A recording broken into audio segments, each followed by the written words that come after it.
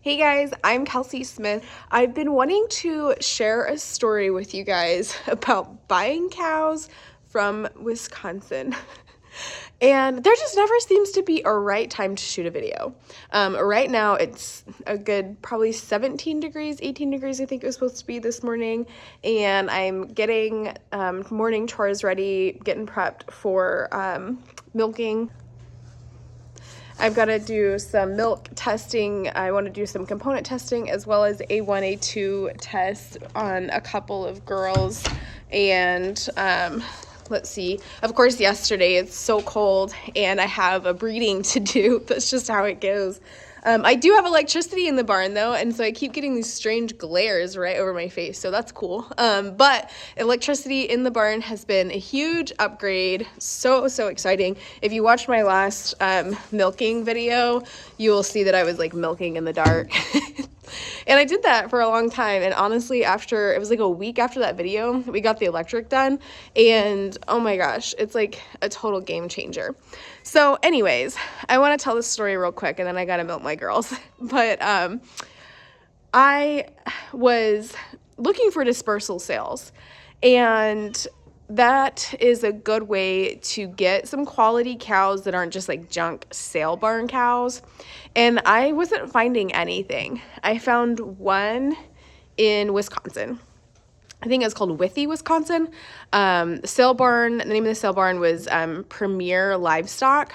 And they were having a sale from some of their, what's called their reputation consigners, people who have consigned with them, where their customers are really happy, quality cows. And I was like, man, this just seems really great. So I put it on my calendar and I was like, this looks intriguing. It's the best option I could find. These calves are staring at me like, you have not fed us our grain yet. So I'm going to feed them their grain. So I put it on my calendar. It was like a mid-morning on a Wednesday. I told my husband about it. I was like, hey, there's this sale. It's going on online, and I'm going to check it out. And I was like, do you want to watch it with me? And he was like, no, I trust you. Yo, he trusts me with cows and a credit card. And actually I had to contact the bank and have them send a letter to the sale barn. But the sale barn was so great, and I'll tell you more about that in a minute. But he's like, no, I trust you. And I'm terrible. I broke his trust. I shouldn't be trusted. So it's me and the boys at home. I shouldn't be trusted with cows, I should say. It's me and the boys at home, and we're watching this, and I've got the baby crying and my middle son like, we're gonna buy a cow on the internet, just bouncing around. It was chaos. And they're bringing all these Holsteins through. I had great self-control with the Holsteins. They're just so big, and they produce so much. And I'm like, oh my gosh, I don't even know, like, you know, some of them had really high butter fat. I was super impressed, but I was there for the jerseys. I was waiting on the jerseys to come through, or so I thought. And I'm watching this sale, and I was like, oh, the Ayrshires, these are nice cows, and I had their information there. They came from a dairy called Schwitty, I think is how you pronounce it. They seem really great. They were promoting really well. They were sharing pictures of their girls that they were gonna consign. It seemed just really great, and they were working their way through them, and one came through and nobody was bidding, and I was like, oh, I'll just get the bidding started. Y'all, do not bid unless you plan on buying, because that's what happened.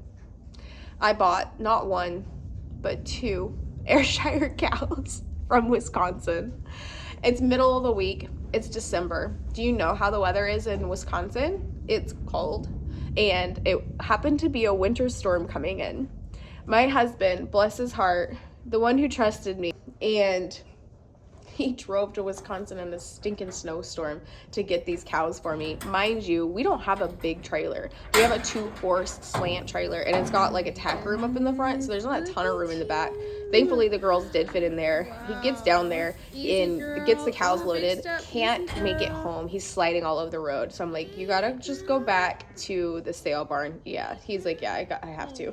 So, okay, he goes back to the sale barn, ends up having to get a hotel. The the auction though, Premier Livestock Auction, oh my gosh, they were so great. They milked the girls for us. They gave them a stall. They didn't charge us anything extra. They were just so wonderful to work with. And it's sad that it's a good 12-hour drive from where we're at here in Northwest Arkansas, or I would definitely be buying from them again. Mind you though, guys, I didn't have enough self-control to wait for the Jerseys. So after the Ayrshire, there's a few more Holsteins, and then the Jerseys start coming through.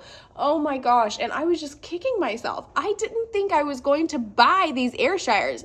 Thankfully, it's turned out great. I sold one before I even got it home. I sent it to another dairy farm up the road, and they had been looking, and so they bought her up pretty quick. It helped recoup a little bit of our gas or diesel fees going down there, because that was a lot. The donkey's hollering at me, telling me that he's ready to eat too. So I better wrap this up. So I've got a new cow. We kept one. I call her Kitty. I tried to get her to accept a calf because I wanted a calf share with her. I only do once a day milking, and I wanted to keep her in milk longer. And so generally I only do once a day, like once a day without calf sharing, right before I want to dry them up and kind of help back them off the feed and everything else. Well, this girl would not accept a calf. We tried for 3 days. She wouldn't take. And so I'm just once a day milking and packing the protein on her. I know in like New Zealand and Australia, I love the podcast More Than Milk. If you are an aspiring dairy farmer, family milk cow person, I just get really inspired by that really cool podcast. So some of them do once a day milking as like their routine protocol without calf sharing, which is really interesting to me. Because I feel like on once a day, they do start to back off and production does go down. However, whenever I calf share and take the calves off for about 10 to 12 hours, one, they get to raise a bang up calf. I love how my dam raised calves look. And two, their production kind of keeps going because the calf is telling them to produce milk as well as milking them each day. So far though, Miss Kitty has done really well. She doesn't like my husband. She kicks at him. I don't know what the deal is there. But I do have to say, I don't plan on keeping her long term, only because she's not A2A2, and I'm really trying to make sure that my whole herd is A2A2. And I learned some important lessons. Number one, if you're gonna bid, you better be ready to buy.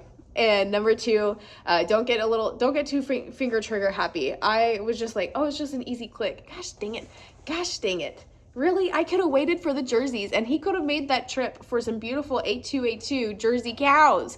So we got Ayrshire, and I'm actually really happy with the breed, so I'm not too disappointed. But it was just so sporadic of me and so impatient of me, and so I kind of wanted to shoot this video, just kind of tell on myself that like it was a great learning experience, and it led me to decide some other things, and I'm not ready to share those yet. I hope to do that soon, but I'm gonna jump off here. My cows are probably all going to pee in the stanchion because I'm 5 minutes past when I should start milking. So I'm gonna go. I gotta get feed buckets ready. But I hope that if you're wanting to acquire a cow, that you'll be a little more patient with me in finding the right one. I got really lucky. She's been a great fit, but that's not always the case.